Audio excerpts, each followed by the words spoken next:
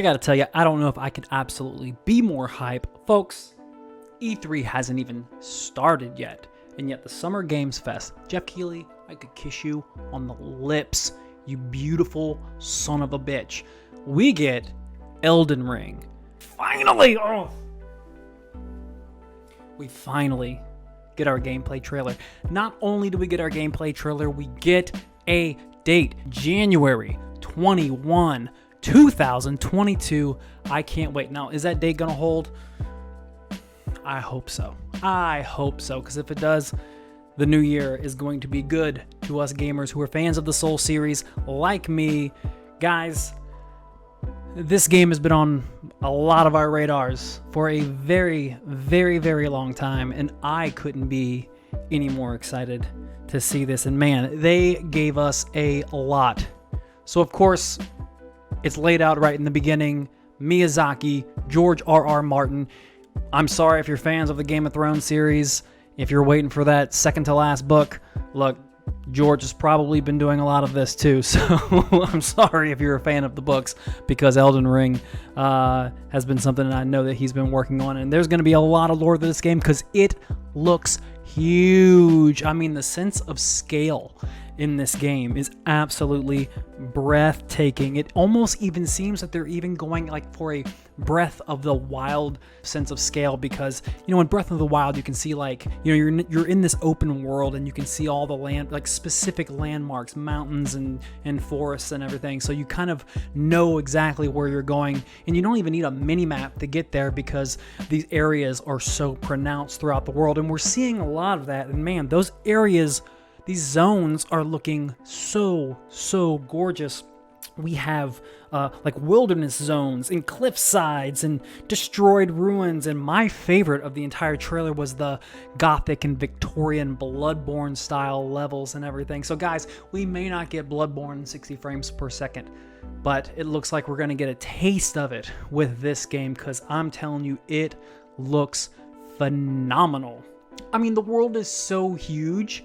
You need a goddamn mount. You need a spiritual mount that you can just summon out of the ether. And not only can this horse just pop out of nowhere, it could also jump as high as mountains too, which I thought was pretty interesting. So we'll see how that plays. We've never seen a mount in a FromSoftware game. I'm skeptical of how this could be.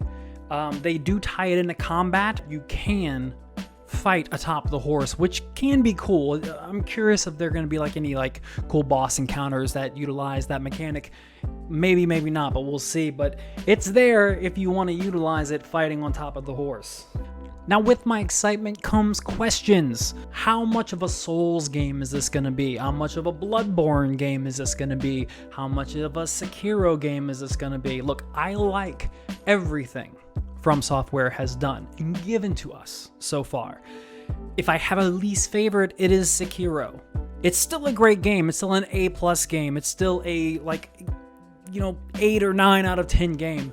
It just wasn't my favorite in terms of what I'm used to. I like the role-playing elements. I like min-maxing my characters. I like creating builds. I don't know if that's in this game. We just see really like sword combat. We see the swords kind of like generating like a magic blade and everything, and it looks really cool.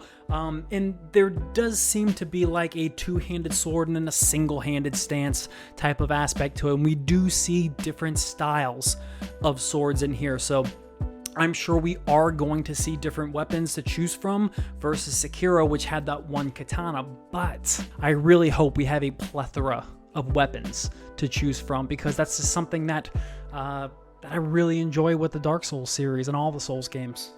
So in terms of the story, look, it's a FromSoftware game. The story, even after we beat the game, we're going to be scratching our head and digging into the plot, the minutiae of the narrative.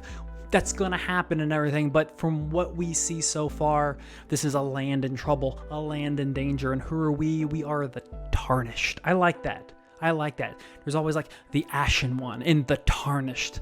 So we're this character that has to, we're looking for the Elden Ring. Whatever the Elden Ring is, we don't know. It could be something more literal. It could be metaphorical. We don't know, but I am intrigued. I think this game is going to deliver a lot of cool stuff. I do expect to see a little bit from all of FromSoftware's IP.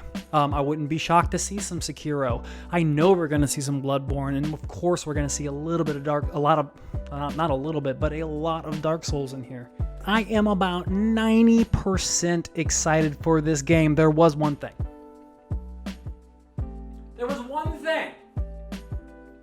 One thing that I'm concerned about. We are pushing a year. Have we pushed a full year into the life cycle of the PlayStation 5? I'm not sure. I'm not good with dates. I think we're getting up to a year. We're getting there. When is the crossplay gonna stop? I am ready. I am prepared. My mind and body is prepared for all of the games that we get going forward to no longer be on the PlayStation 4. Look, I get it. I get it. PlayStation 5 is still hard to find. People still have to resort to their PS4, and I'm sure those people are grateful that a lot of these games are still going to be, like Horizon and Elden Ring, still going to be cross-platform. We deserve a current generation, a brand new generation FromSoftware game. And sure, I'm sure this game's going to perform great. I'm sure there's going to be some great 60 frames per second options. But I am ready for my FromSoftware PS5, only game.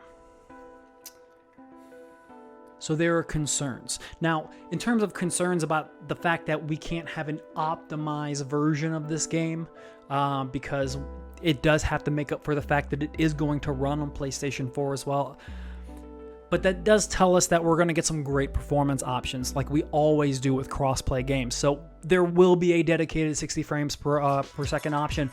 That's awesome. I can't wait. You got to play any Souls game in 60 frames per second. So that will be there. That is comforting, and I'm happy to know that is going to happen. They haven't announced it, but I just know it. There's no doubt in my mind that we'll have a 60 frames per second option. So overall, that is my only major gripe, seeing that 4 and that Xbox One, those logos down there. But other than that, I could not be more hyped. What better way to kick off the E3 weekend than the one game that so many people have been begging for, and we get it with Elden Ring. I cannot wait. I'm excited. You should feel these nipples. But folks, we got a whole weekend to go, and there's going to be so much more content from E3, from your boy Travis this week. So Travis and Peel Show out. You take care, and I love the shit out of you.